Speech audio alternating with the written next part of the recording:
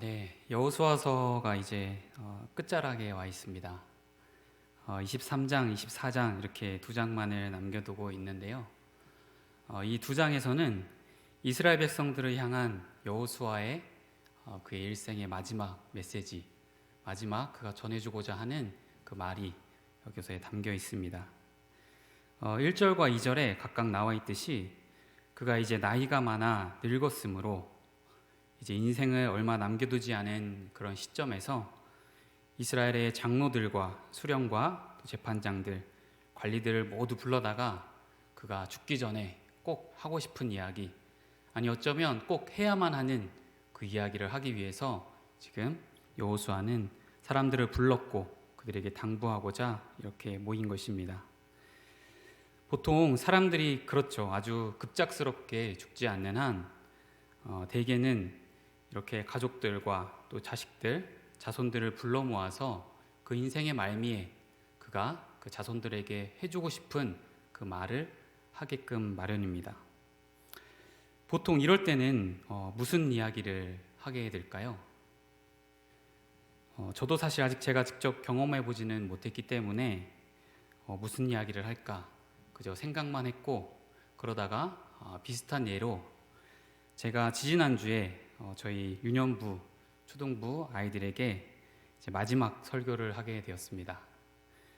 물론 본문의 말씀을 전하기는 했지만 설교를 다 마치고 이제 말미에 아이들에게 무슨 말을 해줄까, 마지막으로 어떤 당부의 말을 할까, 이런 고민들을 하다가 참 굉장히 아쉽기도 하고 또 좀 저 혼자 이렇게 촬영을 하면서 분명 앞에는 이제 아무도 없었습니다. 그렇지만 이제 제가 카메라를 똑바로 응시하고 있자니 왠지 그 뒤로 아이들의 모습이 비쳐 보이는 것만 같고 아이들이 저를 똑바로 쳐다보고 있는 것만 같아서 굉장히 여러 가지 그런 복잡한 감정이 들기도 했습니다. 그때 이제 제가 아이들에게 해줄 수 있는 말, 결국은 이제 그 하나였죠. 바로 얘들아, 너희가 앞으로 하나님 말씀 잘 지키고 그 말씀대로 절대로 순종하면서 부모님 말씀뿐만 아니라 하나님 말씀에 순종하는 그런 아이들이 되라, 그 말이었습니다. 다른 게 없었죠. 아이들이 하나님 말씀에 잘 순종해서 사는 것, 그게 바로 제가 원하던 거였고 제 바람이었습니다. 지금 여호수아도 마찬가지입니다. 그가 이렇게 늙어서 이 땅에서의 삶을 정리하면서 이스라엘 백성들에게 꼭 당부하고 싶었던 말, 그것은 바로 순종하라 라는 것이었습니다. 끝까지 하나님 말씀에 순종하며 그렇게 살아라, 이 말을 전하기 위해서 그는 많은 지도자들을 불러 모아 또 백성들에게 그 말을 해주기 위해 이 마지막을 준비했었던 것이죠. 자, 이렇게 순종에 대해서 이야기를 본격적으로 하기에 앞서서 여호수아는 먼저 그 순종의 대상이 되는 하나님, 바로 하나님에 대해서 그분이 어떤 분이신가를 다시 한번 떠올리게 합니다. 1절 말씀에 보니 여호와께서 주위의 모든 원수들로부터 이스라엘을 쉬게 하신 지 오랜 후에, 즉 하나님은 모든 원수들로부터 이스라엘을 지켜주시고 또 보호해 주셨다라는 것입니다. 그렇기 때문에 이들은 이토록 오랫동안 전쟁이 그치고 또 편안하게 생활을 할 수가 있었던 것이죠. 의미상으로 볼 때는 가나안을 정복한 지 꽤 시간이 흘렀음을 우리가 알 수 있는 것이고, 또 전쟁은 그쳤고 백성들은 어느 정도 안정된 상태에서 또 편안히 그런 삶을 살고 있었을 것으로 추정됩니다. 이런 백성들에게 여호수아는 순종을 다시 한번 강조하면서 하나님이 어떤 분이셨는가를 떠올리게 할 필요가 있었던 것입니다. 그동안 하나님께서 이스라엘에게 어떻게 역사하셨는가, 그 세세한 것들을 다시 한번 짚어보면서 그래, 하나님이 너희들에게 이런 일 하셨는데 다 기억나지? 그래, 맞아. 너희들 그거 절대 잊지 말고 그런 하나님의 말씀에 순종하면서 그렇게 살아야 된다. 아마도 이런 의미로서 이렇게 이야기하지 않았을까요? 구체적으로 보자면 3절 말씀에 보니 너희의 하나님 여호와께서 너희를 위하여 이 모든 나라에 행하신 일을 너희가 다 보았거니와 또 너희의 하나님 여호와 그는 너희를 위하여 싸우신 이시다. 이들은 하나님이 하신 그 놀라운 역사의 현장에 있었던 목격자요, 경험자들입니다. 직접 이들이 다 보았고 아마 그들의 머릿속에 생생히 기억하고 있을 것이죠. 따라서 여호수아가 지금 하고 있는 이 말의 내용들을 이들은 아마도 그 인생의 주마등 같이 필름처럼 다 기억하고 있을 것입니다. 계속해서 4절에서도 보라 내가 요단에서부터 해지는 쪽 대해까지의 남아있는 나라들과 이미 멸한 모든 나라를 내가 너희를 위하여 제비 뽑아 너희의 지파에게 기업이 되게 하였느니라. 실제로 그렇게 되었고 그러므로 인해서 이들이 지금 그 땅에 살고 있는 것이죠. 또 5절에도 너희의 하나님 여호와 그가 너희 앞에서 그들을 쫓아내사 너희 목전에서 그들을 떠나게 하시리니 너희의 하나님 여호와께서 너희에게 말씀하신 대로 너희가 그 땅을 차지할 것이라. 결국 하나님이 이렇게 하셨다는 것이고 또 앞으로도 그 땅을 차지할 수 있도록 하신다는 이야기입니다. 사실 가나안 땅을 아직 완전히 정복한 상태는 아니죠. 우리가 지난 시간에서도 이스라엘 백성들이 그곳에 거주하고 있는 이방 민족들과 일종의 타협으로 그것을 다 몰아내지 않았던 것을 우리가 알고 있습니다. 그렇기 때문에 앞으로도 이제 그 일을 해 나가야 하는데 이건 하나님이 능력이 없으셔서가 아니라 이마저도 하나님의 계획하심 속에 있었다는 사실을 우리는 기억해야 할 필요가 있습니다. 그 이유를 찾자면 신명기 7장 21절, 22절의 말씀에 나와 있습니다. 너는 그들을 두려워하지 말라. 너희의 하나님 여호와 곧 크고 두려운 하나님이 너희 중에 계심이니라. 내 하나님 여호와께서 이 민족들을 내 앞에서 조금씩 쫓아내시리니. 이미 하나님께서는 단번에가 아니고 그 이방 민족들을 조금씩 쫓아내시겠다라고 말씀하셨던 것이죠. 이유가 있겠죠. 그 이유에 대해서는 계속해서 22절에 너는 그들을 급히 멸하지 말라. 들짐승이 번성하여 너를 해할까 하노라.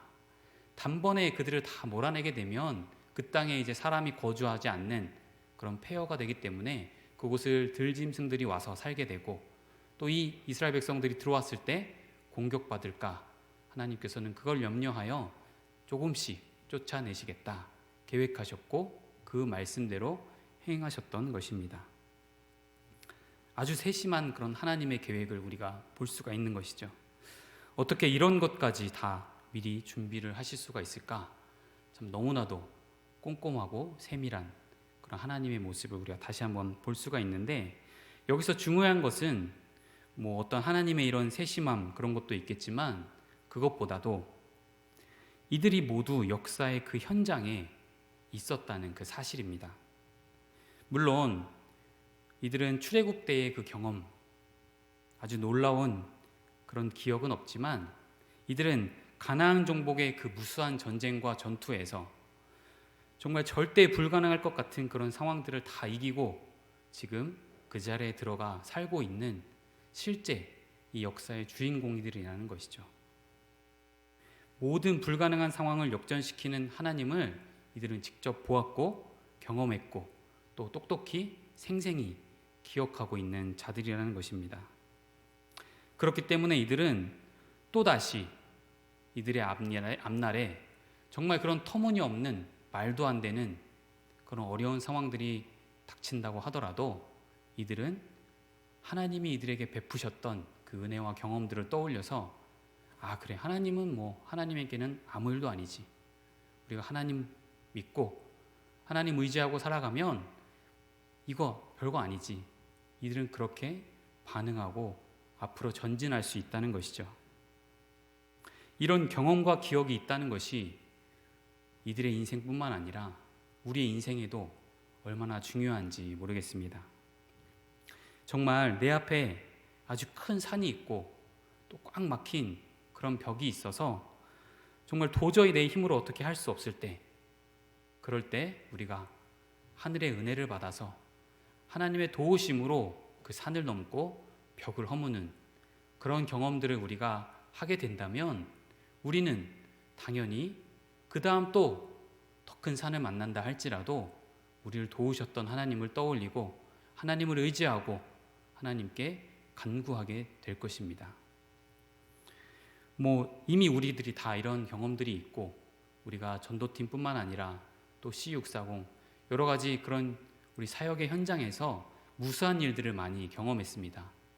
도저히 말도 되지 않는 어찌할 방도도 없는 그런 꽉 막힌 상황들을 다 풀어가시고 우리를 선하게 인도해 가셨던 그런 경험들이 우리 안에도 분명히 있다는 것이죠. 그렇게 하면서 우리가 그 다음번에는 이제 좀 더 힘든 상황을 만나더라도 우리도 마찬가지로 이들처럼 하나님의 베푸신 은혜를 떠올릴 것이며 그런 하나님을 믿고 그 경험에 의지하여 우리가 주저앉지 않고 앞으로 나아갈 수 있게 된다라는 것입니다. 하지만 반대로 이런 경험들이 없다면 그러면 어떻게 해야 할까요? 앞으로 전진하지 못하고 계속 그 꽉 막힌 벽 앞에 놓여서 제자리를 빙빙 돌고만 있어야 되는 것일까요? 그렇지 않습니다. 비록 아직 내게 그런 하늘의 은혜가 임하지 못했다 할지라도 그런 상황들에 맞닥뜨려 놓이게 된다면 낙심하지 마시고 그럴 때에는 이미 먼저 경험한 저희들이 그들을 돕고 붙잡아 주도록 해야 한다는 것입니다. 하나님으로부터 은혜 받은 사람, 그 은혜로 경험이 풍부한 사람이 그렇지 못한 사람들을 돕고 그들을 이끌고 붙잡아 주어야 한다는 것이죠. 그러면 여기서 한번 우리가 다시 생각해 보겠습니다. 나는 그럼 현재 어디에 속한 사람입니까? 나는 하나님의 역사, 은혜를 구하면서 은혜를 충분히 받아서 하나님을 온전히 신뢰하는 그런 사람입니까? 아니면 나는 정말 별로 이런 경험도 없고 이런 역사, 은혜 이런 거 난 잘 모르겠고 하나님이 나에게 그런 거 보여주시지 않았는데 참 아픔 막혀 있고 답답하고 어찌할 방도는 없고 그런 꽉 막힌 상황에서 이 모양 이 꼴로 그냥 이대로 살아야 한다는 것일까요? 혹시라도 만약에 정말로 그런 분들이 저희 안에 계시다면 그렇다면 이제 그 골방에서 나오십시오. 골방에서 혼자 끙끙 앓고 지내면서 답답한 현실을 저주하며 그런 현실 안에서 파묻혀 살지 마시고 이미 많은 경험과 그런 은혜의 축적을 쌓아놓고 있는 우리 믿음 신앙의 선배들을 통해서 도움받고 우리가 함께 그 어려운 상황들을 모색해 나아가야 된다는 것입니다. 공동체는 그러기 위해서 존재하는 것입니다. 그래서 같이 성장하고 우리가 같이 전진해 나아가야 한다는 것이죠. 그렇기 때문에 너무 혼자 힘들어 마시고 혹시라도 우리가 또 그런 분들을 발견하게 되고 주변에 또 그런 분들이 계시다면 적극적으로 나서서 손을 뻗고 돕고 우리가 함께 또 성장해 나아가야겠습니다. 이제 6절부터 11절까지는 이런 앞서 말한 순종을 기반으로 해서 이렇게 살아가야 한다라는 것을 다시 한번 강조하면서 말씀하고 있습니다. 여기에서는 구체적으로 하지 말아야 할 것과 꼭 해야 할 것을 구분해서 이야기하고 있습니다. 먼저 6절을 보시면 그러므로 너희는 크게 힘써 모세의 율법책에 기록된 것을 다 지켜 행하라. 그것을 떠나 우로나 좌로나 치우치지 말라. 크게 힘을 써서 율법을 다 지켜 행하라 라고 말씀하고 있죠. 하나님 말씀에 순종하라라는 이야기입니다. 우리가 머리로만 아는 것으로 그치지 말고 우리가 그 아는 것을 우리의 삶에서 행동으로 드러내 보이라라는 것입니다. 그것이 바로 진정한 순종이겠죠. 우리가 머리로만 가득히 알고 이웃을 사랑하고 원수를 사랑해야 하는 거 우리는 분명히 알지만 행동으로 나오지 않는다라는 것은 그것은 진정한 순종이 아닌 것입니다. 진정한 순종은 우리가 그 말씀대로 믿고 그대로 살아가는 것이 바로 진정한 순종의 의미겠지요. 그래서 우리의 삶에서 이렇게 우로나 좌로나 치우치지 않고 우리가 행해야 할 것을 분명히 말씀하고 있는데, 그렇게 행동할 것으로 몇 가지를 이야기하고 있습니다. 먼저 하지 말아야 할 것을 말씀합니다. 7절에 보니 너희 중에 남아있는 이 민족들 중에 들어가지 말라. 그들의 신들의 이름을 부르지 말라. 그것들을 가리켜 맹세하지 말라. 또 그것을 섬겨서 그것들에게 절하지 말라. 네, 여러 가지로 하지 말아야 할 것들을 쭉 나열하고 있습니다. 그 중에서 좀 종합적으로 크게 두 가지로 볼 수가 있겠는데요. 첫 번째는 이방 민족에 들어가지 말라라는 것과, 두 번째는 이방 신들의 이름을 부르지 말고 섬기지 말라라는 것입니다. 네, 조금만 자세히 살펴보겠습니다. 이방 민족에 들어가지 말라라는 것은 결국 너희가 세상과 타협하지 말라라는 그런 의미입니다. 우리는 지금 이 세상신이 주관하는 이 세상 속에서 하나님을 믿지 않는 세상 사람들과 함께 살고 있죠. 우리가 믿지 않는 사람들과 함께 학교도 다니고 또 직장도 다니고 또 여러 가지로 그들과 부딪히면서 살아가고 있는데, 그러다 보니 자연스럽게 우리의 신앙과 가치관 또 우리의 신념, 이런 것들이 다분히 그들로부터 그들의 생각으로 스며들게 되고 세상에 물들게 될 수 있는 그런 영향을 받을 수밖에 없다라는 것이죠. 그런데 우리가 정말 크리스천이라면, 우리가 정말 예수님을 나의 주인으로 모시고 살고 있는 사람들이라면, 그렇다면 우리가 좀 그들과는 다른 그런 삶을 살아야 되지 않겠습니까? 믿는 사람이나 믿지 않는 사람이나 똑같이 그렇게 자기만 생각하고 자기의 유익만 추구하고 어떻게든 돈을 덜 벌기 위해서 수단과 방법을 가리지 않고 정직하게 사는 것은 미련한 것이라고 이야기하면서 약간 편법을 이용해서 재산을 불리고 또 다른 사람을 아프게 하는, 믿는 사람들은 좀 이렇게 살면 안 되는 것 아닌가요? 그렇게 해서 헌금을 많이 하면 오히려 그게 더 하나님께 좋은 건 아니냐, 하나님 나라의 확장을 위해서 그게 더 이득이 되는 건 아니냐라고 주장하고 이야기하는 사람들, 제가 참 직장을 다니면서 더러 보았는데요. 직장 상사였기 때문에 어떻게 할 수는 없었지만 제 딴에는 알아듣게 설명한 것 같았어도 그분들은 듣지 않고 또 안타깝게 변하지도 않았습니다. 여러분, 우리는 세속에 물들지 않도록 우리가 매일매일 기도하고 마음을 지켜야 합니다. 정말 그것이 하나님을 영광스럽게 하는 일인지 아니면 단지 내 배를 채우기 위한 그런 사단의 속삭임인지 우리가 잘 분별해야 하는 것이죠. 두 번째로는 이방 신들의 이름을 부르지 말고 섬기지 말라라고 하였습니다.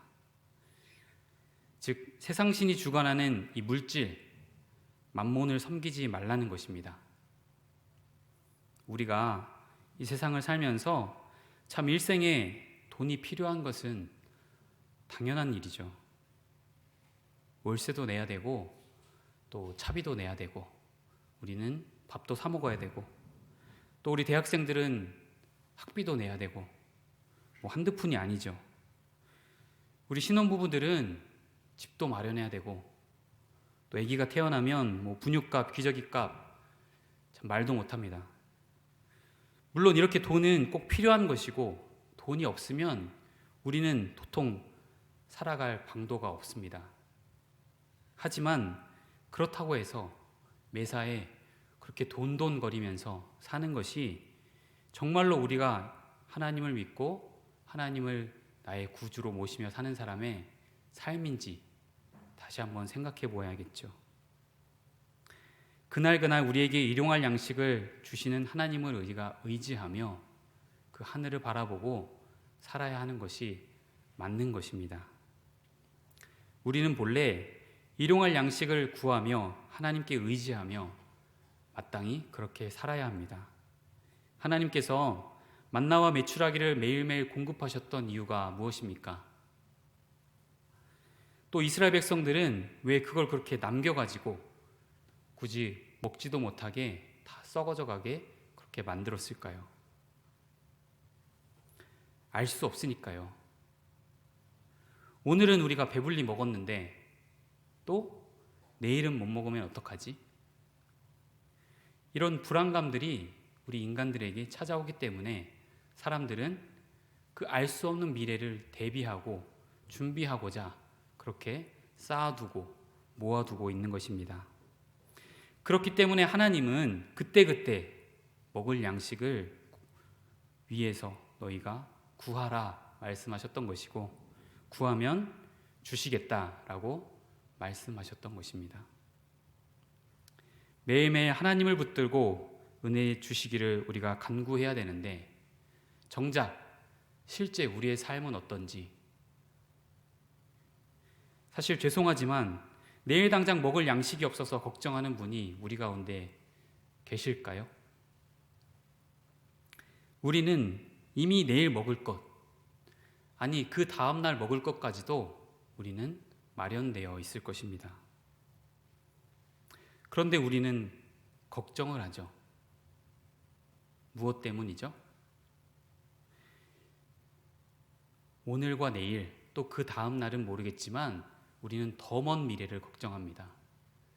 한 달 뒤엔 어떻게 살지? 또 그 다음 달에는 어떻게 살지? 내년에는? 3년 뒤에, 5년 뒤엔 어떻게 살지? 우린 아직 찾아오지도 않은 그 먼 미래를 먼저 고민하고 우리가 염려하는 것이죠. 그렇기 때문에 지금 당장 하나님을 의지하고 매달리기보다는 돈을 의지하는 것이고 돈을 쫓아서 살게 되는 것이죠. 물론 이렇게 말씀드리는 저조차도 이 문제에 대해서 완전히 자유로울 수는 없는 그런 부분인데요. 어떻게 보면 내일 일을 알지 못하는 우리 인간의 아주 연약하고도 또 당연한 그런 심리가 아닐까 생각해 봅니다. 하지만 여러분, 우리에게 꼭 그런 충분한 물질이 있어야 우리가 행복을 누리고 평안을 누릴 수 있을까요? 돈이 많으면 아무 걱정 없이 그렇게 살 수 있을까요?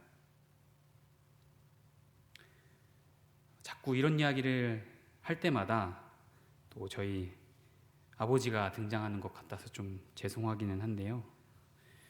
제 주변의 인간관계가 그리 넓지 않다 보니까 그런 것 같습니다. 순전히 이거는 제 개인적인 생각이고 또 제 기준에서 판단하고 말씀드리는 것이기 때문에 오해는 하지 마십시오. 저는 사실 저희 아버지가 부자라고 생각합니다. 제 기준으로 볼 때 이미 많은 돈을 모아 놓으셨고 또 아마 다 쓰지 못하실 것 같습니다. 이쯤 되면은 돈이 얼마나 많길래 다 쓰지도 못할 것 같냐 이런 소리를 하시나 그러실 수도 있겠지만 돈을 다 못 쓰실 것 같다고 말씀을 드린 이유는 그만큼 돈을 안 쓰시기 때문입니다. 아주 많은 여러 가지 일들이 있지만 그냥 간단히만 말씀을 드려도 요즘같이 이렇게 추운 날 아주 매서운 그런 한파인 날에도 절대 보일러를 틀지 않으십니다. 어머니는 그저 전기장판을 아주 강한 강으로 놓고 이불을 뒤집어 쓰고 사시는데요. 사실 아버지도 굉장히 추울 것 같거든요. 그런데도 틀지 않으신다라고 하네요. 또 여름에도 사실 지금까지는 집에 에어컨이 없이 살았고 이사를 하면서 이제 큰맘 먹고 하나 장만을 하셨더라고요. 그래서 아실까요? 뭐 무풍 에어컨 굉장히 뭐 좋다고 하는데 그런 게 집에 가니까 떡 있더라고요. 근데 장식용이었습니다. 너무 더운 여름에도 틀지 않으시더라고요. 근데 물론 보는 시각에 따라서 뭐 이거 검소하다 뭐 그렇게 살 수도 있는데 뭐 그렇게 얘기하시냐 그럴 수도 있겠는데, 사실 직접 같이 살아본 저로서는 아주 정도가 지나치다고 생각합니다. 매번 돈 하는 그 삶이 저한테는 너무나 싫었고, 그래서 저는 그렇게 살지는 말아야지 라는 거를 제가 아버지를 통해서 좀 많이 배웠던 것 같습니다. 그래서 제가 한 번은 문득 이제 고민을 하게 되었습니다. 왜 그렇게 사실까 도대체? 뭐 그렇다고 저나 가족들이 뭐 그 돈을 가져가는 것도 아니거든요. 근데 왜 그렇게 꽁꽁 싸매고 붙들어 사실까? 뭐 제 기준에서 내린 결론으로는 아버지가 죽음을 생각하고 계시지 않구나라는 것이었습니다. 만약 당장 죽을 수도 있다는 생각을 하셨다라면 그렇게 아끼면서 사시지는 않았을 텐데, 먼 미래를 내다보고 자기가 뭐 얼마큼 사실지는 잘 모르겠지만 천년 만년 사실진 모르겠습니다. 하지만 그 불투명한 오지 않을 미래를 내다보고 쌓아두고 계셨던 것이죠. 세상에서는 그것을 준비라고 이야기하죠. 또 그것을 현명한 것이라고 이야기하더라고요. 그런데 꼭 죽지 않고 그렇게 오래오래 사는 것만이 의미 있고 행복한 삶인 걸까요? 정말 현명하고 지혜로운 것은 지금 내가 돈에 매여서 사는 것이 아니라 우리에게 주어진 이 아름다운 하루하루를 나에게 주실 만나와 메추라기를 기대하면서 하늘을 바라보고 하나님을 의지하고 사는 것이 바로 정말로 현명한 삶이 아닐까요? 여러분, 세상적 가치에 휩싸이지 마십시오. 우리는 절대적으로 성경적 가치를 쫓아서 살아야 합니다. 이렇게 해서 하지 말아야 할 것을 이야기했고, 이제는 해야 할 것을 말씀하고 있습니다. 8절 말씀해 보니 오직 너의 하나님 여호와께 가까이 하기를 오늘까지 행한 것 같이 하라. 하나님을 가까이 하라는 것을 말씀하고 있는데, 여기에서 쓰인 이 가까이 하다라는 이 단어는 어떨 때 쓰였는가 하면 구약 창세기 2장 24절에서 이러므로 남자가 부모를 떠나 그의 아내와 합하여 둘이 한 몸을 이룰지로다. 이 말씀에서 바로 합하여에 쓰인 단어가 바로 오늘 본문에 있었던 이 가까이 하다라는 단어입니다. 따라서 즉 남녀가 서로 사랑해서 결혼할 정도로 그 가까움, 바로 하나님께도 그렇게 가까이 하라라고 말씀하고 있는 것이죠. 그러면서 9절에 이는 여호와께서 강대한 나라들을 너희의 앞에서 쫓아내셨으므로 오늘까지 너에게 맞선 자가 하나도 없었느니라. 너희 중 한 사람이 1000명을 쫓으리니 이는 너희의 하나님 여호와 그가 너희에게 말씀하신 것 같이 너희를 위하여 싸우심이라. 그러므로 스스로 조심하여 너희의 하나님 여호와를 사랑하라. 우리가 하나님을 가까이 하고 그 말씀에 순종하여 살아갈 때 하나님은 우리의 모든 원수와 대적들을 쫓아내실 것이고, 또 이 한 사람이 1000명을 쫓아낼 수 있을 만한 그런 힘을 주시며 하나님이 그 전쟁을 진두지휘하실 것이다 말씀하고 있는 것이죠. 그런데 반대로 이제 12절에서 16절까지는 그렇게 하지 않았을 때에 그때의 강력한 경고의 메시지를 전하고 있습니다. 12절에 너희가 만일 돌아서서 너희 중에 남아있는 이 민족들을 가까이하여 더불어 혼인하며 서로 왕래하면 여기에서도 이 가까이가 쓰였는데요. 바로 앞에서 말했던 하나님을 가까이 하는 것이 아니라 이 민족들을 가까이 하게 되면, 그리고 이제 이방 민족들과 혼인을 하게 되면, 그러면 확실히 알라, 너희의 하나님 여호와께서 이 민족들을 너희 목전에서 다시는 쫓아내지 아니하시리로다. 하나님께서는 그들을 그저 두고 보고 계실 것이란 말씀이시죠. 원수들을 통해서 우리가 고통받고 고난받으며 힘들어할 때 하나님은 그저 지켜보고 계신다라는 말씀입니다. 또 너희에게 올무가 되며 덫이 되며 너희의 옆구리에 채찍이 되며 너희의 눈에 가시가 되어서 너희가 마침내 너희 하나님 여호와께서 너희에게 주신 이 아름다운 땅에서 멸하리라. 13절부터 16절까지의 말씀은 굉장히 강력하고도 무서운 그런 경고의 메시지입니다. 그 결말은 결국 멸망인 것이죠. 지금 여호수아는 이 함께 모인 많은 지도자들과 이스라엘 백성들에게 두 가지 길을 제시하고 있습니다. 첫 번째는 하나님을 가까이하여 그 말씀에 순종하고 하나님이 주신 아름다운 땅에서 영원히 살 것인가, 아니면 이방 민족과 가까이 하여서 그들과 혼인하고 하나님을 멀리하여 결국에는 속히 멸망당할 것인가.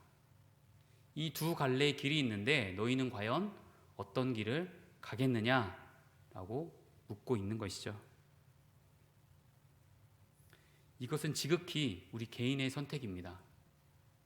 하나님께서는 이것을 억지로 하지도 않으셨고 우리의 마음으로, 우리의 원함대로 할 수 있도록 남겨두신 것입니다. 따라서 먼저는 우리가 개인적으로 이 일들을 해결해야 되겠죠. 어떻게 보면 이미 답은 정해져 있습니다. 굉장히 뻔한 질문이고 그 선택은 우리에게 이제 달린 것인데, 우리의 선택에 따라서 내 가족과 또 나의 자녀들이 그들의 운명이 결정될 수도 있는 아주 중대한 일입니다. 아까 살펴보았던 13절 그리고 15절, 16절 이 말씀들을 볼 때에 끝부분에 보면 너희에게 주신 이 아름다운 땅에서 멸하리, 또 15절에 여호와께서 너희에게 주신 이 아름다운 땅에서 너희를 멸하기까지 하실 것이라, 또 16절에도 너희에게 주신 아름다운 땅에서 너희가 속히 멸망하리라. 여호수아는 이렇게 강하고 또 큰 경고를 하면서까지 절대로 너희가 그 길을 택하여서는 안 된다라는 것을 다시 한번 강조해서 이야기하고 있는 것이죠. 그런데도 이렇게까지 이야기를 하는데도 불구하고 그 길을 가려는 사람이 있다면 절대로 막아야 되겠죠. 기어코 가겠다면 그땐 방법이 없는 것입니다. 그렇게 되지 않도록 우리가 붙잡고 또 붙잡아야 하는 것이죠. 우리 주변에도 혹시 이런 문제들로 인해서 고민하고 또 힘들어하는 그런 지체들이 있다면, 혹은 아직 이 결말을 알지 못해서 그쪽으로 달려가는 그런 지체들이 있다면, 이제는 우리가 좀 나서서 그들을 붙잡고 다시 그 길을 돌이킬 수 있도록 우리가 도와야 하는 것이죠. 저도 이제 올해부터 우리 중고등부 아이들을 제가 다시 만나게 되었습니다. 그동안은 우리 아이들이 유년부, 초등부에 있었기 때문에 참 말 그대로 한참 어린 그런 아이들이었죠. 아직까지 자신의 그런 의견이 내세워지지 않는 그런 때였습니다. 그런데 이제는 좀 상황이 많이 달라졌습니다. 목소리도 제법 굵어졌고 또 키도 많이 컸고, 그리고 이제는 좀 삐지기도 하고 고집도 부린다고 하더라고요. 제가 이번 주일에 아이들을 처음 만나서 인사를 하면서 쭉 아이들의 얼굴을 한번 둘러보면서 굉장히 감회가 새로웠습니다. 와, 언제 이렇게 컸나. 돌아보니 제가 10년 전에 이제 인우와 예린이를 맡아서 처음 교사를 했었는데, 이제 저도 10년의 시간이 흘렀고 아이들에게도 이제 그런 시간이 흘렀던 것이죠. 참 한편으로는 아주 고민이 많은 아이이고 또 반항심도 있고 자기가 하고 싶은 것도 많을 나이죠. 또 세상 문화에도 관심이 많고 또 눈을 뜨기도 하는 그런 시기이기도 합니다. 그런 아이들에게 제가 이야기를 쭉 하면서 제가 아이들에게 전도사님이 너희들의 편이 되어주겠다라고 이야기했습니다. 물론 사실 제가 얼마나 큰 아이들의 편이 되고 힘이 될까 싶겠지만은 저의 그런 어떤 생각과 이런 마음들을 좀 전달하고 싶었는데요. 분명한 것은 세상 길로 들어가는 것만큼은 내가 막아야 되겠다. 절대 그것만큼은 타협하지 않고 너희들이 하고 싶은 거, 원하는 거, 그거는 좋아. 마음대로 하되 절대로 이것만큼은 하지 못하도록, 그 길로 들어서지 못하도록 붙잡아야 되겠다라는 것이었습니다. 물론 저를 비롯해서 또 많은 저희 선생님들이 있고 저희가 함께 이 일들을 해갈 것이지만 이 선택은 굉장히 자유이고 또 개인의 몫이기 때문에 얼마나 또 크고 무서운 일인지 모르겠습니다. 그렇기 때문에 저희만 그렇게 하는 것이 아니라 우리 각 가정에서도 함께 이것을 위해 애써 주셔야 합니다. 또 중고등부만의 문제가 아니죠. 우리 영유아, 어린아이들, 또 유치부, 유년부, 초등부, 또 대학부, 우리 청년부 지체들, 장년부에 이르기까지 우리 모두가 다 크게 힘써서 지켜 행해야 하는 그런 분명한 말씀인 것입니다. 먼저는 우리 각자 개개인의 문제이고 내가 어느 정도 그 문제를 해결했다라면 이제는 자신을 돌아보고 세속에 물들지 않도록 힘쓰면서 이제 주변 사람들을 돌아보아 그들을 돕고 함께 우리가 세워나가야겠습니다. 그럴 때 참 우리 공동체가 이렇게 하늘의 은혜를 많이 경험하고 또 누리면서 더욱 앞으로 전진해 갈 줄로 믿습니다. 어느 한 사람도 속히 멸망당하는 그런 자리로 들어가지 않도록 또 우리가 자신을 위해서 또 교회를 위해서 나라와 민족을 위해서 우리가 매일매일 하늘을 바라보고 우리에게 하늘의 양식을 주시는 하나님을 붙들어 우리가 크게 힘써 행하며 나아가야겠습니다. 이 길이 결코 쉽지는 않을 것입니다. 우리가 그동안에도 참 많은 세월들을 이렇게 고군분투하며 살아왔을 것인데 참 쉽지 않고 좁은 길이죠. 그럴 때 우리가 기억해야 할 것은 나만 이렇게 하고 있는 것이 아니다. 우리 주변을 둘러보면 함께 힘쓰고 애쓰는 우리 공동체가 있고 또 우리 많은 지체들이 있습니다. 우리가 서로가 서로를 격려하며 또 힘을 주고 기도하며 이 일들을 함께 해갈 때 우리는 홀로 두지 아니하시고 우리를 눈과 같이 지켜보호하시는 그런 하나님의 은혜를 우리가 받게 될 줄로 믿습니다. 그래서 참 어두운 이 시대를 우리가 살아가면서 너무나 참 답답한 그런 현실에서 아직 헤어나오지 못하는 그런 지체들, 오늘 말씀을 통해서 좀 힘을 얻고 우리 공동체를 같이 생각하면 좋겠고 우리 각자 개개인도 이런 세속에 물들지 않도록 우리가 더 힘써서 하나님 말씀에 순종하며 오늘도 또 기도의 자리, 또 말씀의 자리를 사모해 나아가시기는 우리 주은혜교회 성도님들 되시기를 바랍니다. 이 시간에 함께 기도하겠습니다. 하나님 아버지, 참 우리에게 신실한 마음을 주시기를 원합니다. 참 세상을 넉넉히 이길 수 있는 그런 힘을 주시고 또 우로나 좌로나 치우치지 않을 수 있는 그런 지혜와 분별을 우리에게 허락하여 주셔서 참 그래서 우리가 하나님과 더욱 가까이 함으로 하나님을 사랑하고 또 크게 힘써 말씀을 지키고 행하며 순종하는 우리 모두가 되게 해달라고 이 시간 말씀을 생각하면서 함께 기도하겠습니다. 하나님 아버지, 참으로 또 이 세상의 많은 또 세속거리들이 우리의 마음을 혼미케 하며 또 우리를 또 무너뜨리기 위해서 호시탐탐 노리고 또 우리를 또 넘어뜨리기 위해서 그들이 많은 애를 쓰고 있을 때에 참 우리가 말씀 앞에 굳게 서서 흔들리지 않고 굳건한 신앙생활을 해 나가길 원합니다. 참으로 하나님께서 우리에게 베푸셨던 그동안의 수많은 역사와 또 경험들을 우리가 떠올리며 신실하신 하나님을 더욱더 믿고 우리가 나아갈 수 있도록 도와주시고, 그런 하나님이 우리와 함께 하신다면 우리가 이 땅에서의 아무리 어렵고 좁은 협착한 길을 갈지라도 우리가 두려워하지 않고 낙심하지 않고 주저하지 않을 줄로 믿습니다.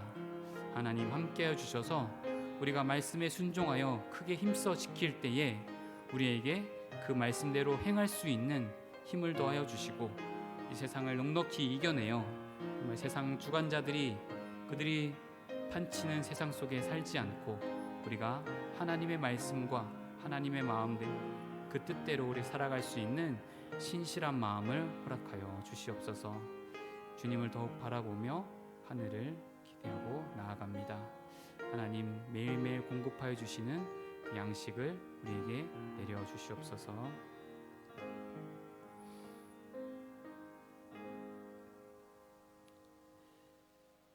하나님 아버지, 아버지의 은혜를 구합니다. 참으로 매일매일 날마다 우리에게 신실한 하나님의 은혜를 부어주시기를 소망합니다.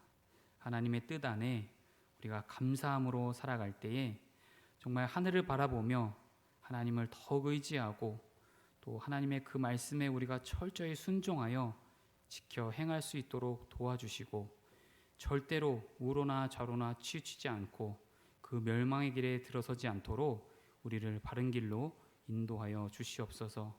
지혜와 분별을 허락하여 주시고 또 넉넉히 세상을 이길 수 있는 힘을 허락하여 주시어서 우리뿐만 아니라 우리 모든 가족들과 또 우리 교회 공동체와 나라와 민족이 하나님 안에서 우리가 그 믿음대로 순종하며 살아갈 수 있도록 은혜 베풀어 주시옵소서.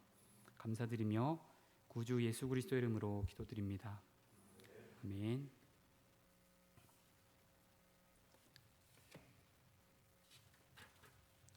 교회 소식 전하겠습니다. 돌아오는 금요일 오후 8시